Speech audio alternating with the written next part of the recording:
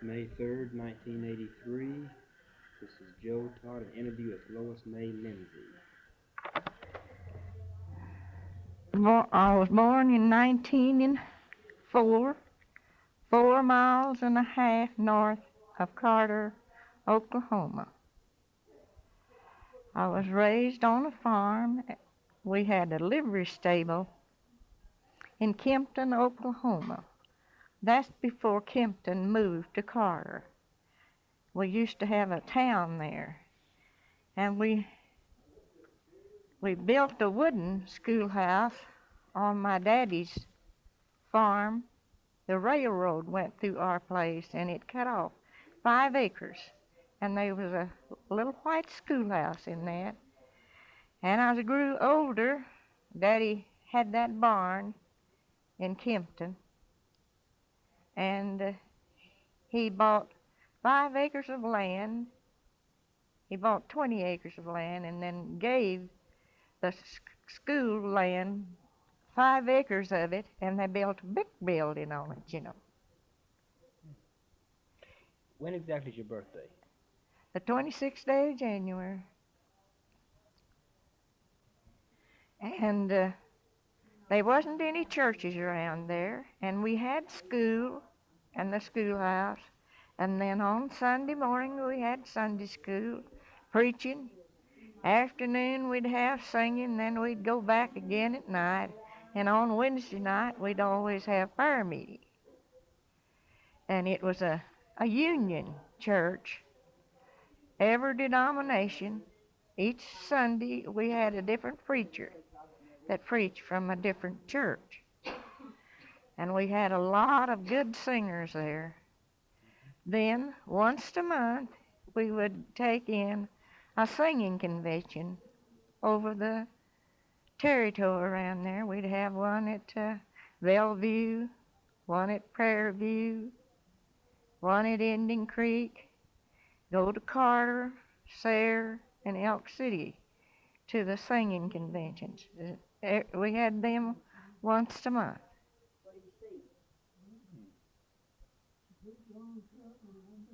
Go ahead. And I married the 15th of October in 1920.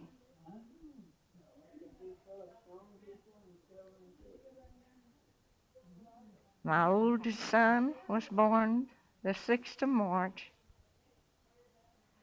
in 1922, and I had twins the 16th of April in 1924.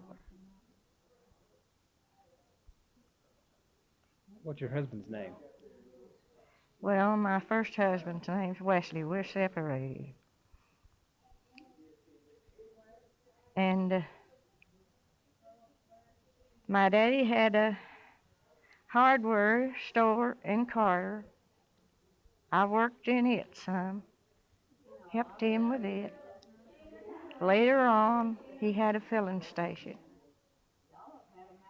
And I married in 1920.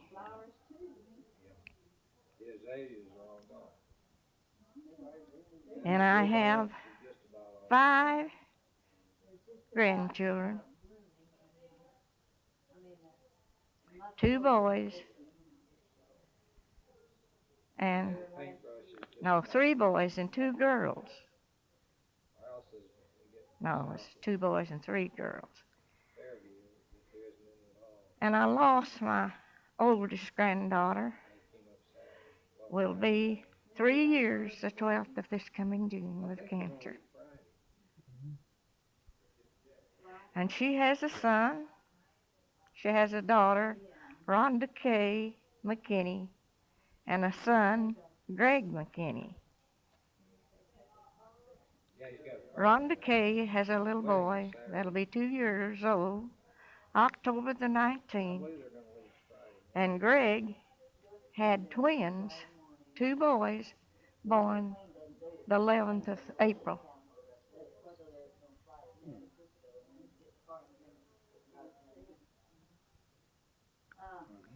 I worked 15 years at the Western State Hospital, a mental hospital.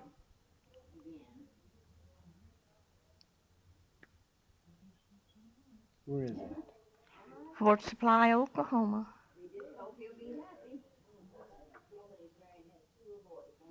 And I've had 7 cafes in my lifetime with a neon sign.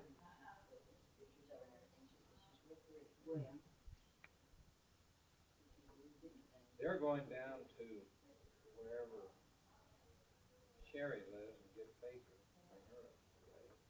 Bring her up. And last June the 29th, I fell and broke 3 vertebrae and cracked a rib. And I came here to this home July the 1st. I'd been here about 30 minutes when Dr. Bullitt got me an appointment and they took me to the hospital. And I had to stay 18 days with this back. Pedro will be 14 this June. And I like here very much. No, 14. And it's a nice place to be 1969. if you're not able to stay at home by yourself. The doctor wouldn't let me live by myself anymore. And it's a very nice place to stay if you need it. And I appreciate it very much. Good. And that's about all there is to it. Who's your father? What was his name? W.G. Renfro, Where was he from? Alabama. My mother is Laura Renfro. She came from Texas. What was her maiden name? Laura Lee. How come your folks came to Indian Territory? Well, my mother's folks came from Texas up here, and my daddy's folks came from Alabama. And before they moved from Alabama up here, their land joined the Indian reservation. And Dad said he'd always wanted to see what was inside of that Indian reservation. And he said the old chief caught him one day sneaking around, and he said, "Gip, you don't have to do that." He said, "Come on, I'll open the gate and let you go in and see what's in there." See, they bury their horses with them. All their belongings and everything are stacked around their graves. What was the Indian's name, the chief's name? I don't know. I really don't know. But it was in Alabama. But I really don't know what the chief's name was. How old was your father when that happened? Oh, I think he's about 10 years old. And he killed his first turkey when he was 8 years old. And he was so excited till he run and said, "Ma, Ma, Ma, I got a turkey." And he throwed his sawed-off shotgun down. And they didn't find it until the frost and the freeze killed all the stuff, where they could find his gun. And he was a good singer, could sing all parts. But he died with lung cancer, and he got to where he couldn't sing anything but soprano. And when he was little, Grandma said back there they just had the 3 notes. And she said she's trying to teach a bunch of kids to sing bass. And she said the first thing she knew, Gip had the bass, and he was just 2 years old, coming up with that bass. How come he came to Indian Territory, your father? Well, he was born in Alabama, and he came up here, and they homesteaded in Oklahoma. My daddy had 160 acres. His daddy and another one of the boys had 160 acres. And they just like 160 acres in that one block, having the whole thing. And then Grandpa went across the road north of where he was, and he bought another 160 acres of land. So they had a section of land, all but one place did us all together. And they were 4 of those girls that was old enough, and they homesteaded on 40 acres each. What year did they all homestead? I couldn't tell you. I really couldn't. Was it during the land run, or was it just during the? Well, it was after the land run. They wasn't in the land run. I know that, but I don't remember. Let's see. I think Dad come here when he was 19 years old, and he was 27 when he married, and he was 29 when I was born. I don't know just what year it was. If I knew, I've forgotten it.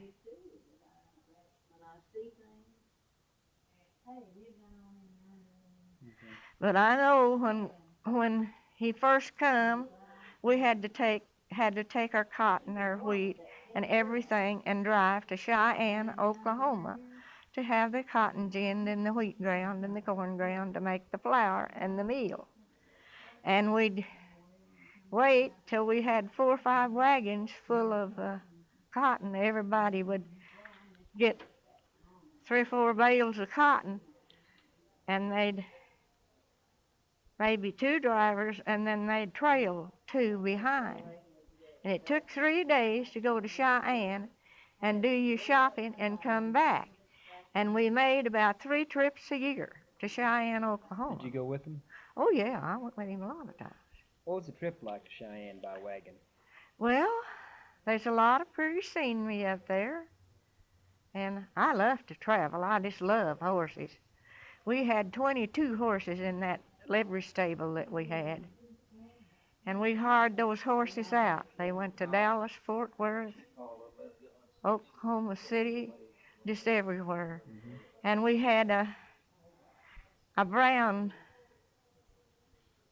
team. They was a pretty glossy brown. We drove them to a Surrey. And we could send them off. If the man was honest that rented them out, he'd take them to a livery stable, and that livery stable man would tag those horses, and they would come home. They'd come home 150 miles by themselves. Dad taught them to come back. What kind of horses were they? Well, they were just plain horses. Mm-hmm. And we had a horse that was a saddle horse and a buggy horse. And a telephone guy rented him out, and he tried to take him across the railroad bridge just a mile out of Carter, Oklahoma, and the horse walked that until, it got to where he couldn't, and he fell through, and we had to have them to saw those ties through and put a block and tickle on him to let him down on the ground. And we kept him until he was about 22 years old. And we sold him to the Army, and that just like to kill me when we sold him. His name was Jip. He was a coal black with a star on his head, had 2 stocking feet. And we fed our horses eggs, raw eggs. Oh. And that makes their hair real silky. We had about 100 hens, and we'd break about 5 or 6 eggs every night when we fed those horses. Just mix it up in the feed? Yeah, just put it in the trough. They'd eat them eggs by themselves. They'd eat them eggs before they eat the other set. And we had yellow and red and green buggies. And the red wheel buggies was rubber-tired buggies. And we had lap robes and spreads and all the trimming, the tassels to match. Each saddle horse had a different color, and each one of them had a spread and a lap robe, and everything matched. All that fancy rings and stuff on their bridles, and their heads was all reined up, What And kind of buggy was it? Huh? What kind of buggy was it? I really don't remember the name of the buggies in series, but they was the best that money could buy then. But I really don't know just what they were. Was it a 1-seater, 2-seater? Well, a Surrey is 4 seats. And your buggies has got one seat in it. You say you had the one that had red wheels on it? Oh yeah, They had rubber tires. they had wheels. rubber tires. That's the buggy that we drove Jip to. Mhm. And he could trot a mile in 4.5 minutes when he was young. Put him on a mile out there at those rubber tires, and he'd make it in 4.5 minutes. And we had horses that could single foot. They had all gaits. Your single footing horse is just like riding in a rocking chair. And he taught his horses to gee and haul. The work horses did. We had horses To G on, and haul? yeah, to What's gee that? and haul. What's that? Well, that's stop and go.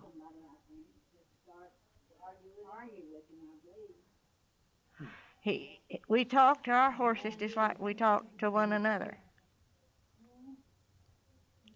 We curd them, kept them real slick. Their hair was just as glossy. We fed them alfalfa hay, corn and wheat, and we had cows, and we fed them cottonseed meal and bran. Put a fourth a cup of sugar in each feeding. What does the sugar do? Well, that makes the milk sweet and makes your cows more contented. And when we were little, Mr. Kessler, that was in the hardware store with Daddy, had a couple of bird dogs, Spot and Hummer. And Daddy got us a wagon, and we worked those dogs to that little wagon. And we had a billy goat that we called Billy. And Mr. Turner, the mailman out of Doxie, Oklahoma, he'd let us get almost to the mailbox, and he'd blow that horn, and Billy'd run off with us and go up and back to the house. He'd just do that to see that goat run.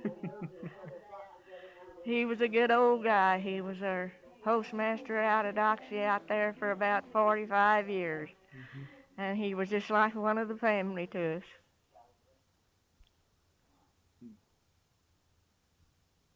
Your father was a farmer? Yeah. What was the main crop he raised?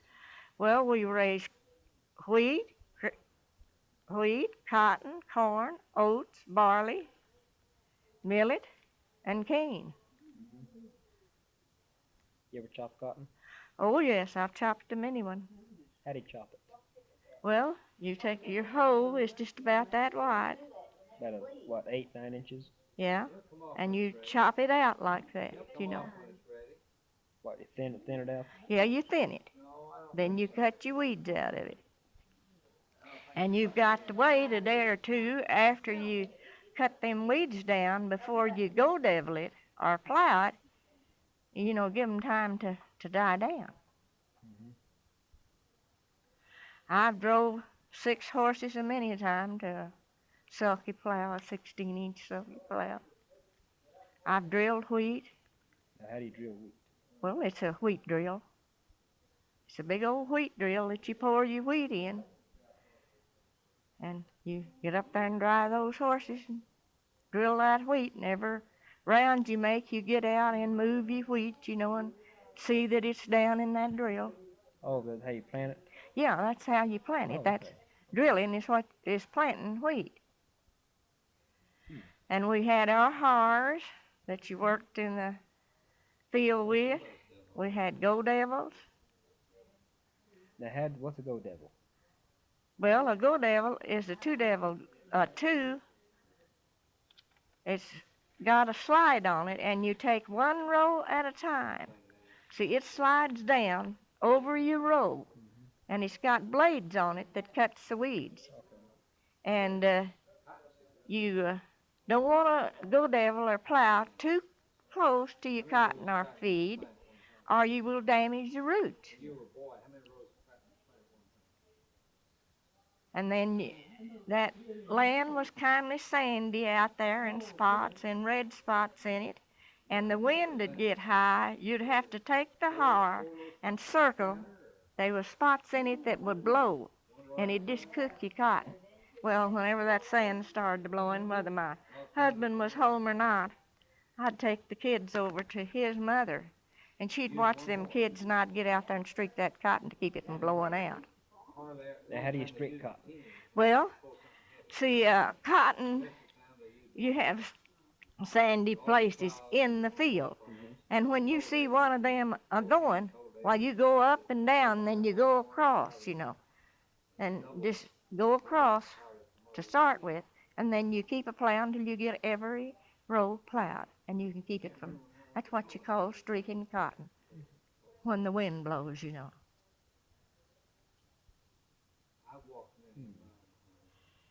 And when Dad first come here, they done all of their plowing with a walking lister, 1 or 2 horse lister. How much could he plow in a day with the walking lister?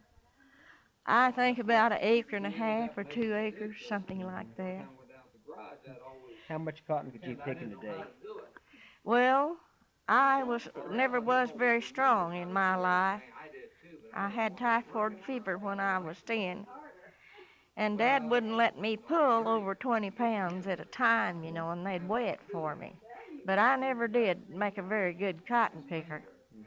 But those sons of mine, the oldest one's name's Leroy Ford, and the youngest one is Floyd Vern Ford. Leroy lives in Oklahoma City, and Floyd Vern in Wichita, Kansas. And they have pulled 1,000 pounds a day after it frosts, and killed all the leaves. They pulled 1,000 pounds a day, many a time. And I've got 420 pounds, I imagine is the most I ever pulled. They could pull circles around me. Was it gin in Cheyenne? No, the gin, that was, after they growed up, it was at Baker Gin. About 8 miles south of Elk City, Oklahoma.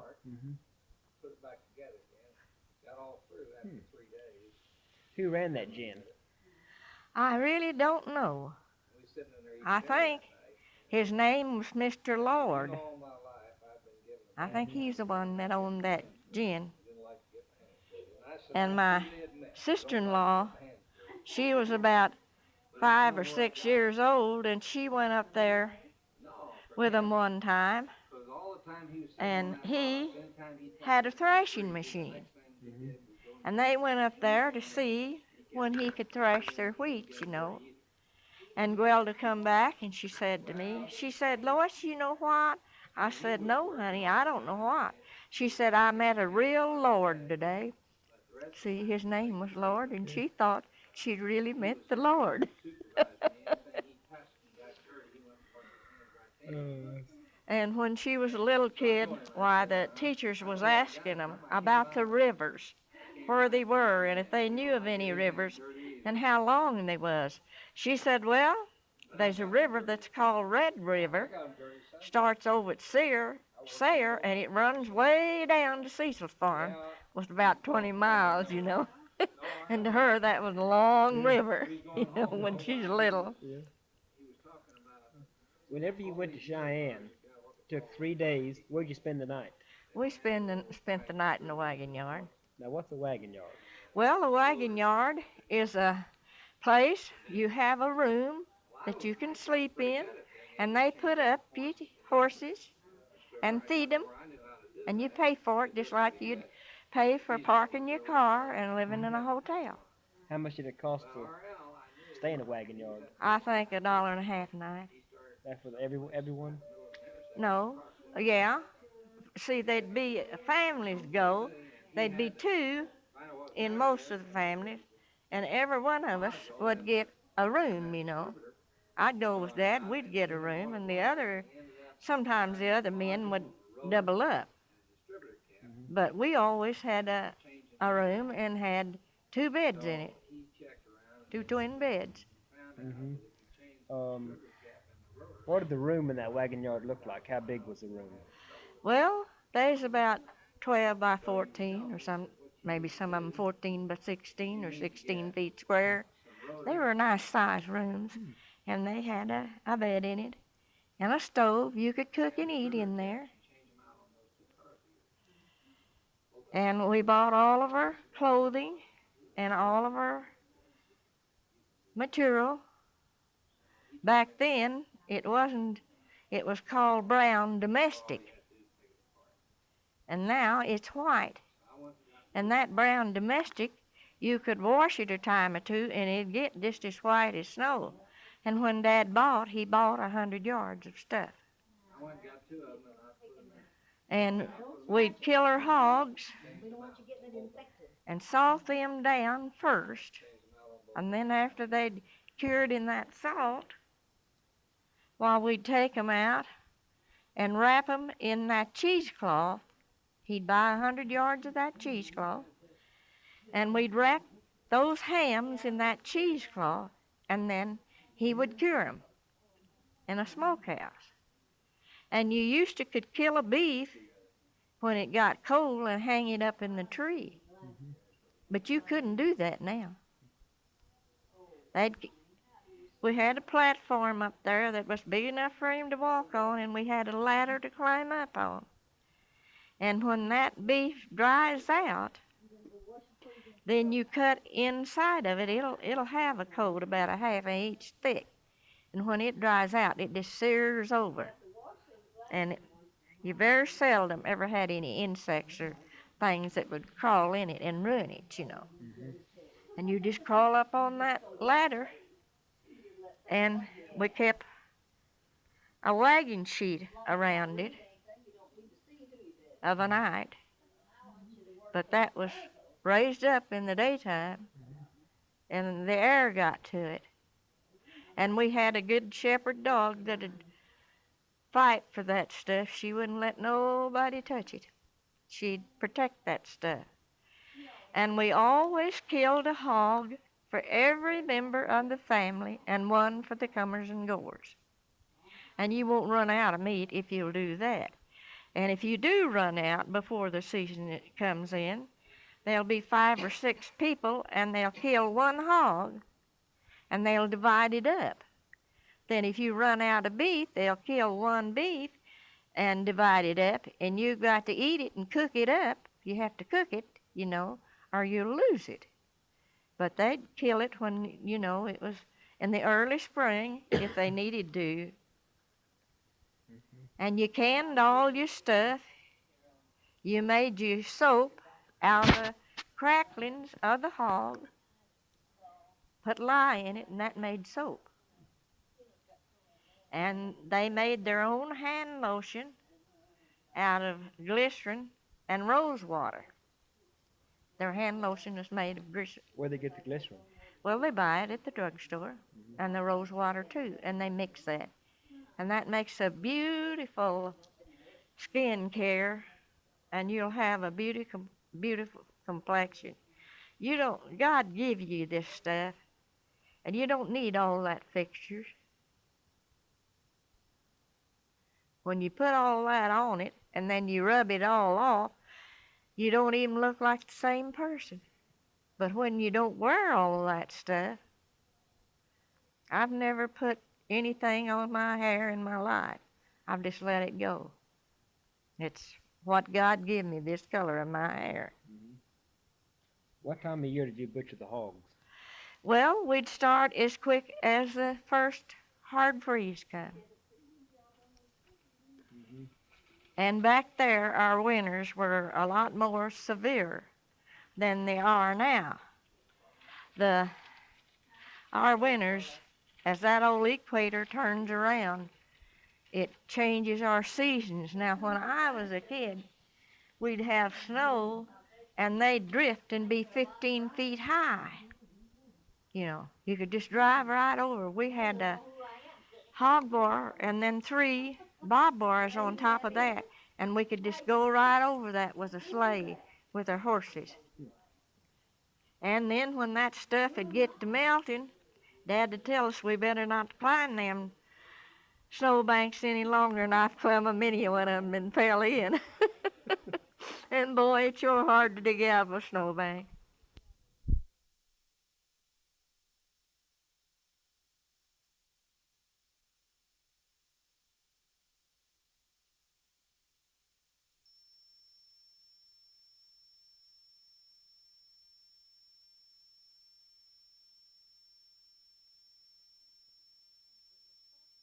and it was 14 acres.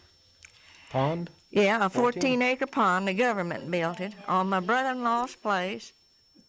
His name was Cecil Stowers. And when that thing had all freeze over, at noon, we'd all go down there and skate.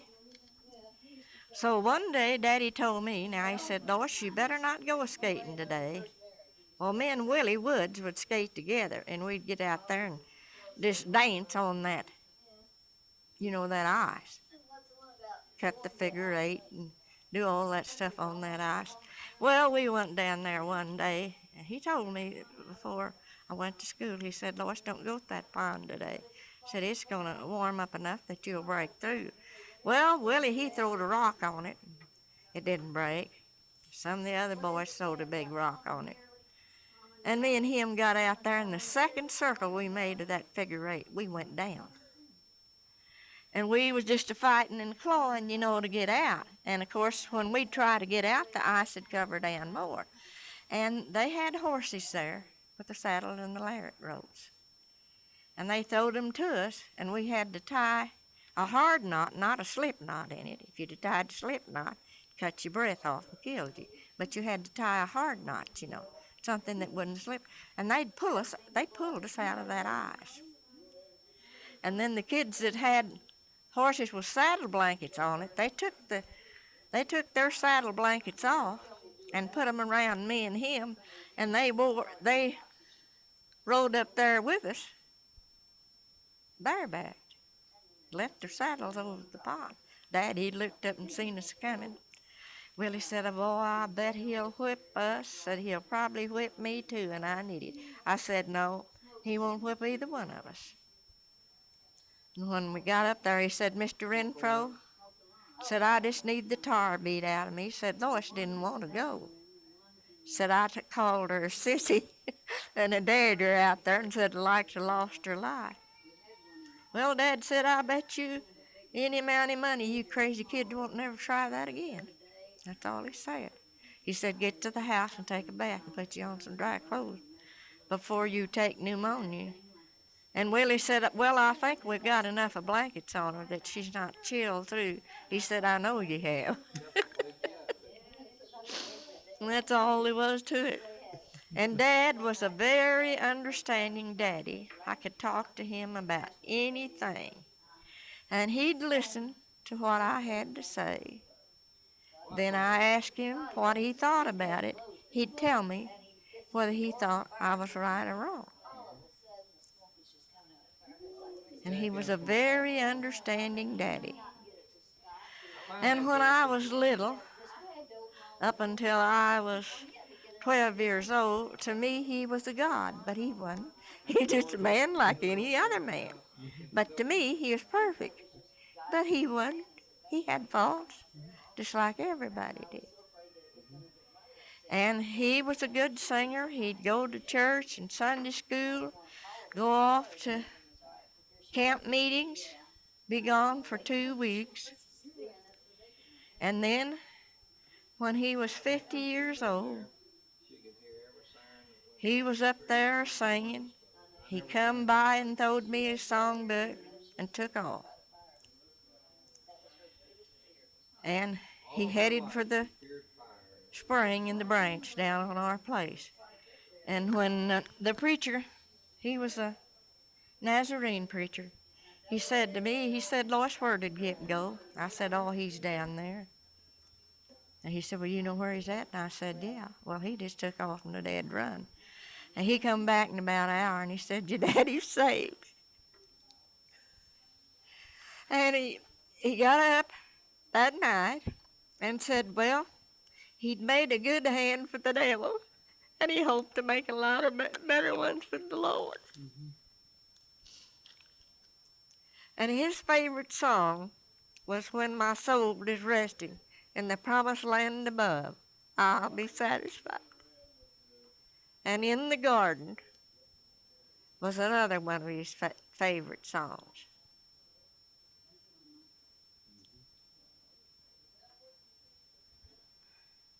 And I have 3 brothers. One of them's dead.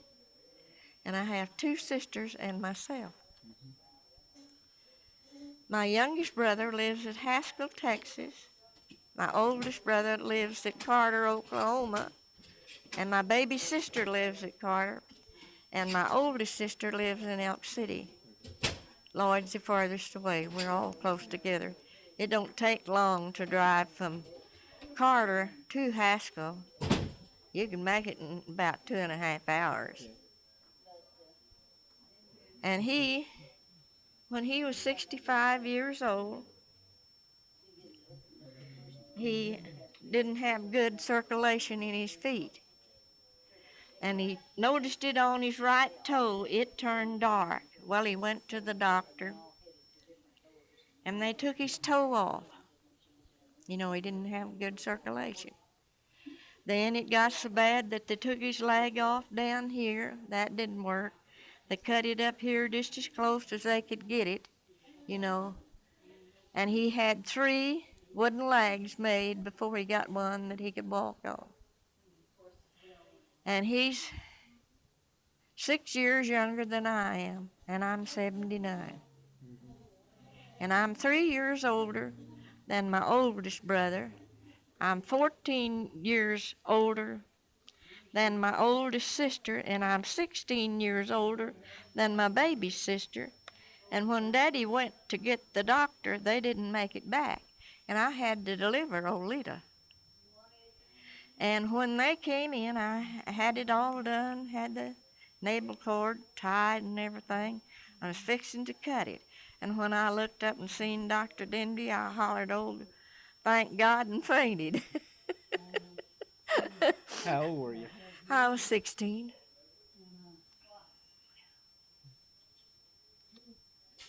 Had you done that before? Had you helped? No, I never had help nor nothing. How'd you know what to do? Well, God just told me how. He had to. And then I worked with Dr. Denby and Dr. Levick, and we have delivered at least 150 babies, many a year. And they'd always ask me to come, and the man of the house would pay me $10, and then they'd give me 20 for going and helping them. I'd get there before they did, and I got the sheets and the pillowcases, the water, the talcum, and everything ready. And it was all ready there. Had a pan cleaned up for them to wash their hands in. Everything ready for them.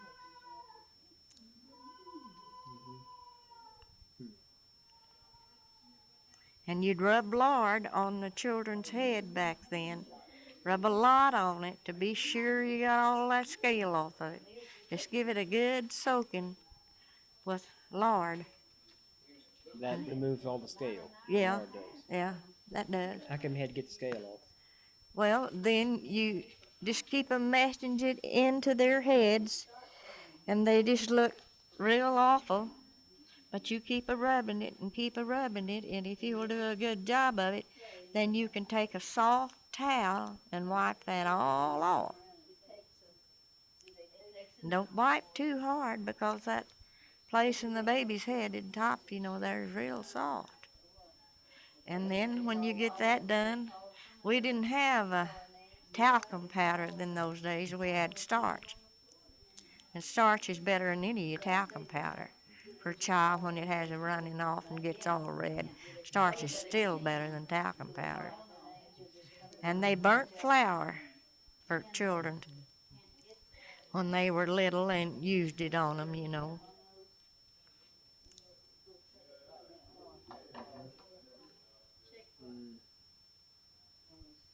Do you remember Statehood Day? That was 1907. Well, not too much, because, see, I was just 3 years old. See, I was born in 1904. Yeah. And I've heard them talk about it, but far as remembering anything about it, I don't really remember anything. I've just got a vague, but not enough to tell you anything that I really know about it. What's your favorite childhood memory? Well, I think my favorite childhood memory of me and Dad, every Sunday, we'd have singing at the house. They'd meet there about 1, and we'd quit at 3. And when everybody'd go home, me and him would get out and walk over that land, look it all over. And we'd walk till we'd have to come to the house. We had to start doing chores at 4 o'clock. And I think that was about the most amazing thing. I went fishing with him. I went quail hunting with him. And I made 2 or 3 trips to Cheyenne. That was very interesting. Mm-hmm.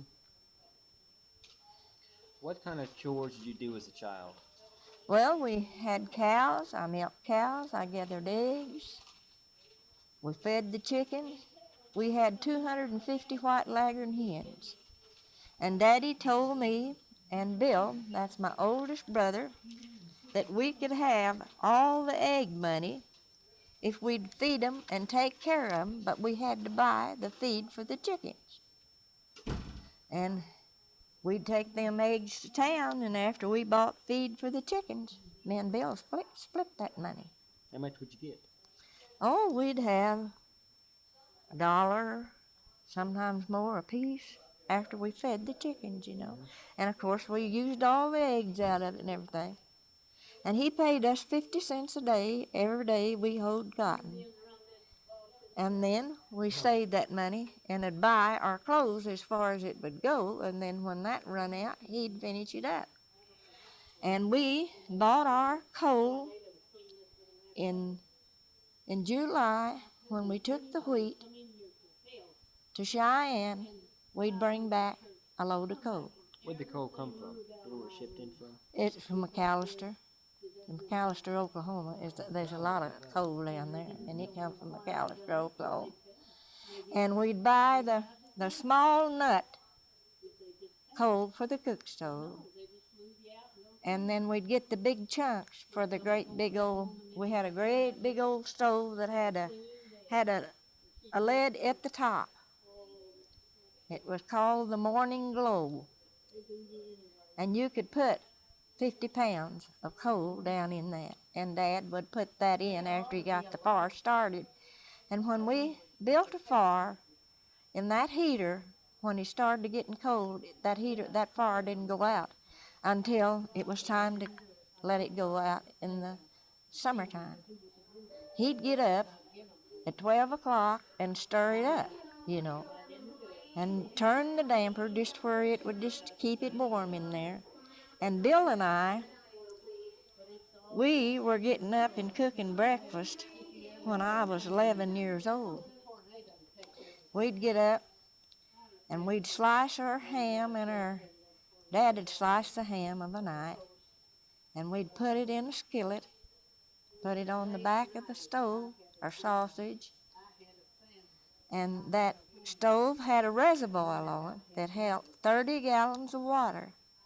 And he done the cook stove the same way of a night. He'd get up every night at 12 o'clock and punch that up.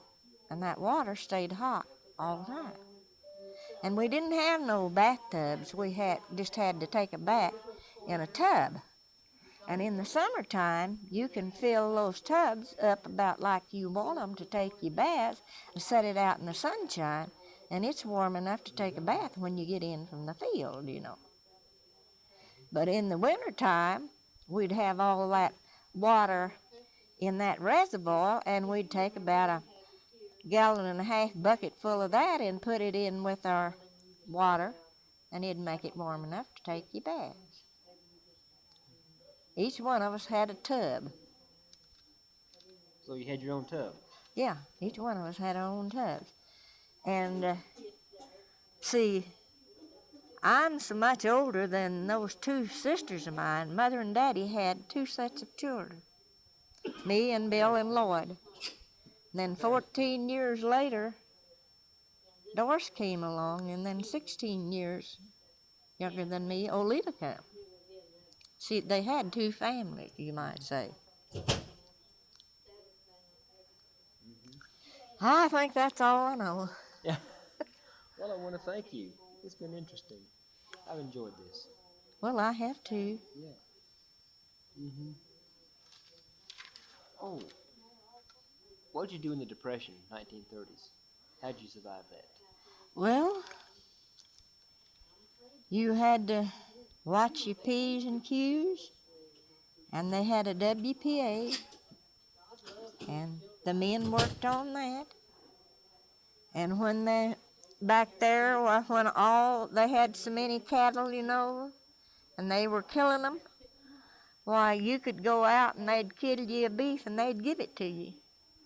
And I got 2 beefs. Daddy gave me one, and my uncle gave me one, and I canned those beefs, you know. You had to can it. And then you had to raise your garden, and you can take your ashes from your stove and pour water over it and make lye that will break the hard water, you know, to do your washing. And on that farm where we lived, we had a big old dug well right down on the creek, and it caved in, and then they had them well drilling outfits that made the small wells. Well, we drilled one right down, about 20 feet of the barn, and it was just as jippy as it could be. And then we went across the branch over there and drilled another, and it was soft water. Well, we had to carry that soft water at least 300 yards to the house to wash and cook with.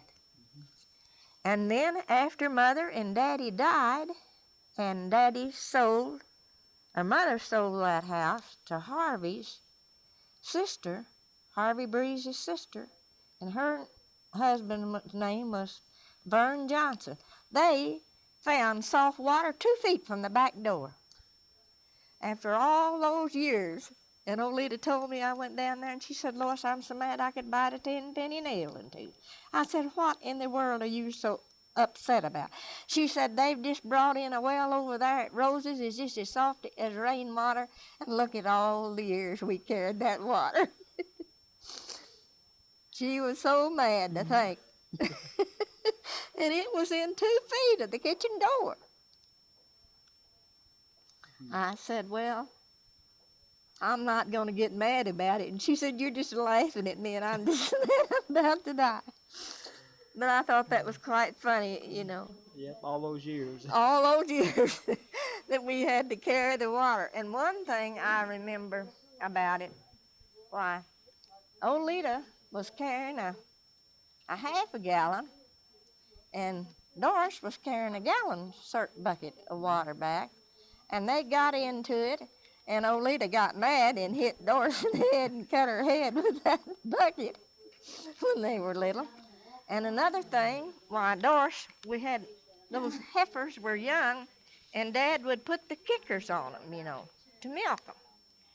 And one night they'd got to where they was pretty good, you know, and Dad didn't fasten them kickers up.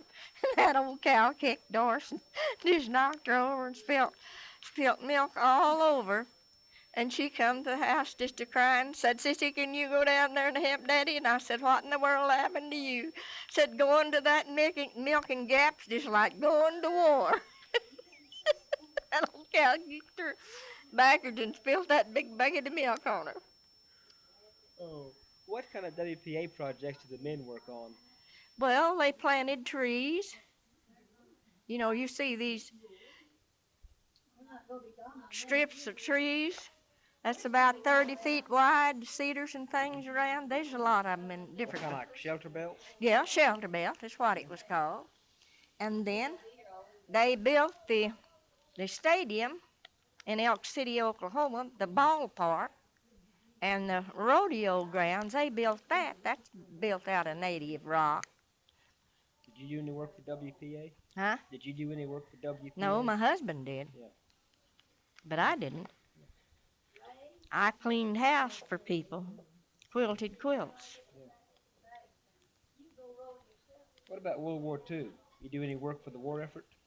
Well, my daddy, I was 13 years old when he left. World War One, rather. I'm sorry, World War One. That's right. And I was 13 years old when he left, and he sold things down to where he thought that I could take care of things. Well, when he went out there and started to get on old Buster, that was his saddle horse, I went out there and I said, Daddy, I don't think that I can do what you have told me to do. Well, he said, I know you can. Said, you've never been a quitter in your life, and you ain't going to quit now. He said, I've got a feeling, Lois, that I won't have to go to the service. Well, he got about halfway over to Sarah, and the armistice signed, and boy, that was a happy time. He didn't have to go. And he told me then, and I was 13 years old, he said, Lois, when I die, I'll die over in the backside of the pasture, and the thistles will have me covered up. And so help me God, that's the way he went. He was going to walk across the pasture to go over to Sayre. It was about a mile from his house to the road. And he'd go over there and catch a ride with some of the boys to go to Sayre. And he had some sheep and some cattle he wanted to sell. So he wanted to go over and see how they sold, and he was going to take his the next Saturday. And when he didn't meet them there at 8:30 and 9, why, they began to looking for him. And they looked and they looked and they found him at 12 o'clock that night. And that was in April. And he had this cancer of the lung, and the wind just went through him. And he always wore moleskin pants and then other kind, and long underwear, and other kind on top of it. And he always wore a sweater and a vest and a long sheep-lined coat way down here. That wind would just go through him. And that's what he had on, and he pulled that hat down over his eyes. And my brother-in-law found it, or before it. And he felt just like a frozen fish when we found him. He'd stayed out there. It took him about 30 minutes to walk from the house. And it'd come a big rain, and he had sheep. And he had that to where that water gate, as the water rose, it would raise that up, and then sheep had slipped out under that water gap. And you could see where he'd run, he got 'em all back in. And then I guess he seen he was a goner, and he told me just exactly where he'd be. He said, I'll be by the side of the fence, and the thistles will have me covered up when you find me. And he said, you may not find me for a long time. And that's exactly the way he went.